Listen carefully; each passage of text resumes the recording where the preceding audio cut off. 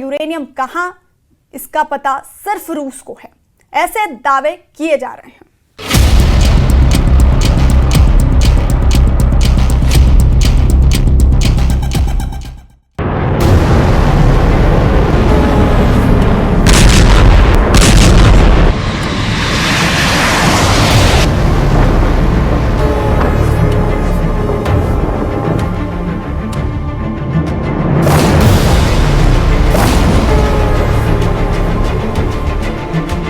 على ما مواد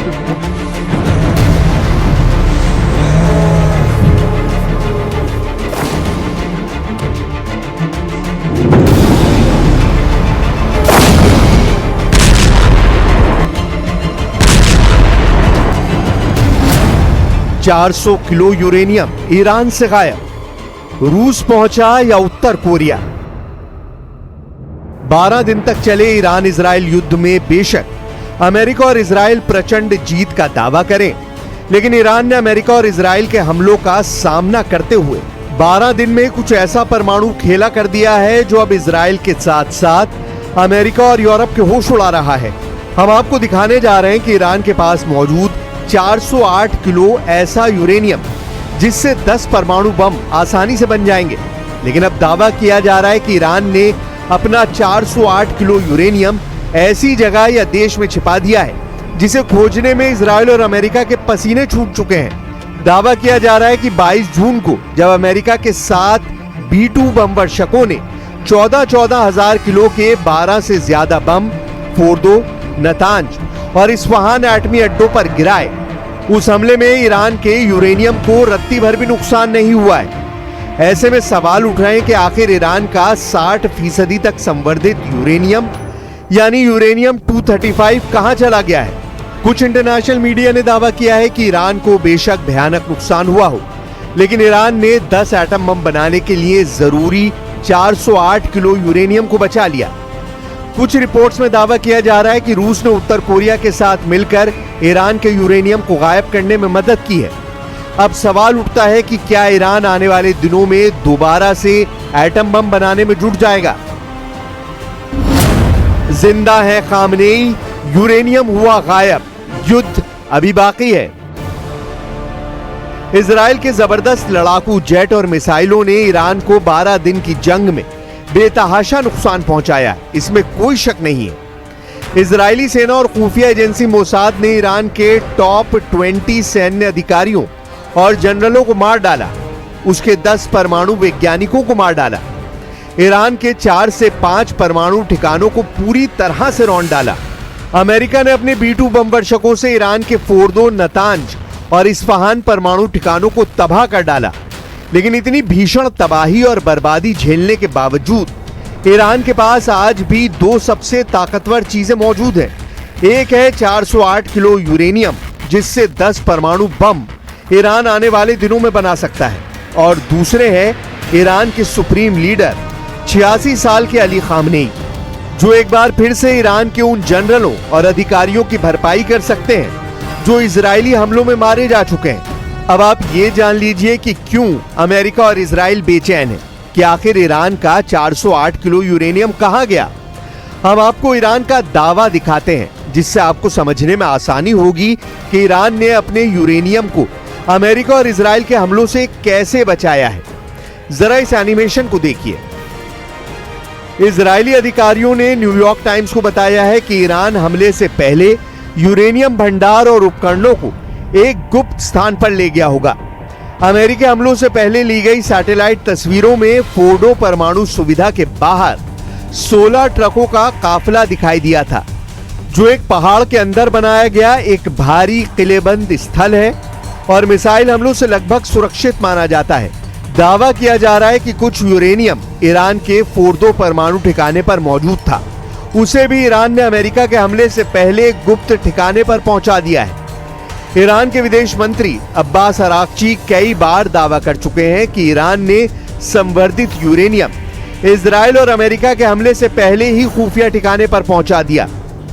दावा किया जा रहा है कि ईरान ने 408 किलो यूरेनियम को 16 ट्रकों से कहीं छिपा दिया है।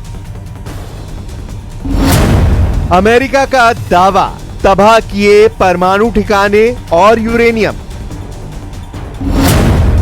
अब आप जरा इस दूसरे एनिमेशन को देखिए, जिसमें दावा किया गया है कि 22 जून को जब अमेरिका के 125 लड़ाकू विमानों, बम वर्षकों और टॉमहॉक क्रूज मिसाइलों ने ईरान के परमाणु ठिकानों पर हमला किया था, उस वक्त ईरान के फोर्दो, नतांज और इस्फहान ठिकानों को पूरी तरह से तबाह कर दिया गया था।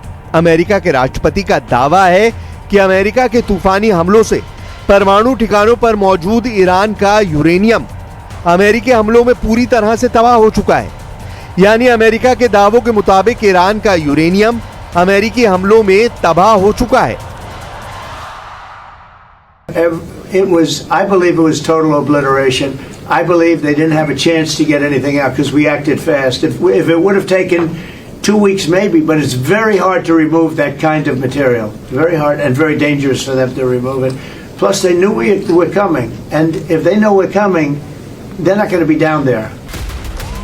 लेकिन अब सवाल उठता है कि दुनिया भर की मीडिया ये क्यों दावा कर रही है कि ईरान के परमाणु ठिकाने और परमाणु ठिकानों में मौजूद ईरान का 408 किलो यूरेनियम अमेरिका और इजरायली हमलों से बच चुका है। क्यों दावे किए जा रहे हैं कि ईरान ने हमले से पहले ही अपना यूरेनियम कहीं छिपा दिया है। खुद अमेरिका के उपराष्ट्रपति जेडी वेंस भी ईरान के यूरेनियम को लेकर बुरी तरह से भ्रमित है। अमेरिका के उपराष्ट्रपति जेडी वेंस ने स्वीकार किया है कि अमेरिका के हमले के बाद ईरान का 400 किलो यूरेनियम गायब हो गया है।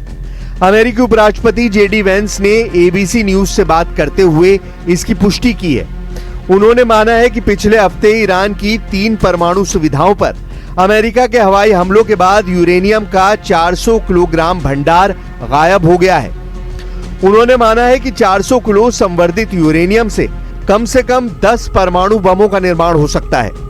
रिपोर्ट के मुताबिक ये 408 किलो यूरेनियम करीब 60% तक संवर्धित है और परमाणु बम बनाने के लिए 90% संवर्धित होना जरूरी है।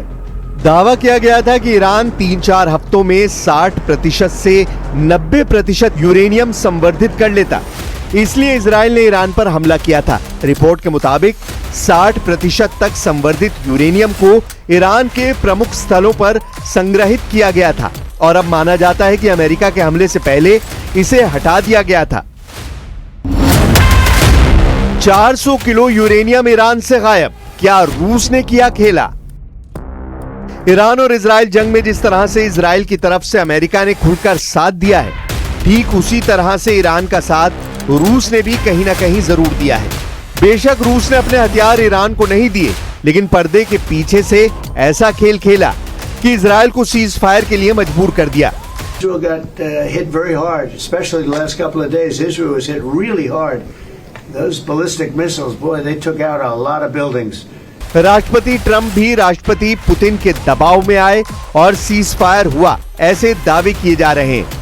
लेकिन अब यह भी पता चला है कि ईरान के परमाणु ठिकानों और यूरेनियम को बचाने के लिए रूस ने पर्दे के पीछे से अमेरिका के साथ मिलकर खेल खेला है ताकि ईरान को बचाया जा सके। इसका सबूत है पुतिन के बेहद करीबी और रूस के पूर्व राष्ट्रपति दिमित्री मेदवेदेव का वो बयान जिसमें उन्होंने ईरान को एटम बम देने की बात कही है। रूस के पूर्व राष्ट्रपति दिमित्री मेदवेदेव ने सोशल मीडिया पर दावा किया है कि ईरान के परमाणु ठिकानों पर अमेरिकी हमलों के बाद कई देश अब ईरान को परमाणु हथियार देने के लिए तैयार हैं।